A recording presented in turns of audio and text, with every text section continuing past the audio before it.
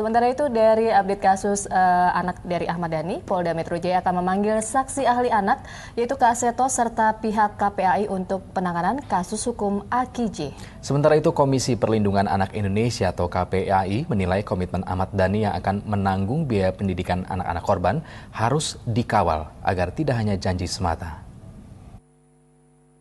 Proses hukum terhadap tersangka kecelakaan maut Aki J hingga kini masih terus dilakukan.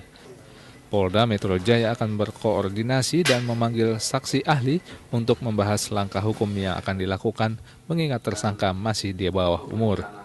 Hingga saat ini pihak penyidik Direktorat Lantas Polda Metro Jaya telah memeriksa 20 orang saksi, di antaranya Ahmad Dhani.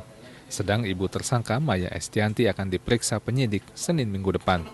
Karena tersangka masih dirawat, masih sakit, kita cari saksi yang lain yang bisa mengetahui tentang perihal tersangka.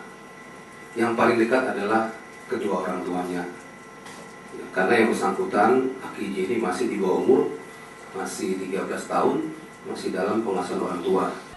Di sisi lain, Komisi Perlindungan Anak Indonesia (KPAI) meminta semua pihak mengawal kasus ini, termasuk kelangsungan hidup dan pendidikan anak-anak korban setelah ditinggal orang tuanya. Sebelumnya, Ahmad Dhani secara lisan menyatakan akan menanggung semua biaya hidup anak-anak korban, termasuk pendidikannya hingga perguruan tinggi.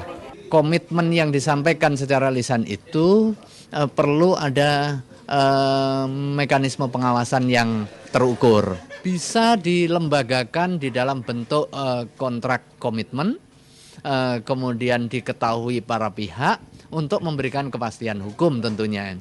Selain itu, KPAI juga berharap perlindungan tak hanya diberikan untuk anak-anak korban, tapi juga Aki J yang menjadi tersangka.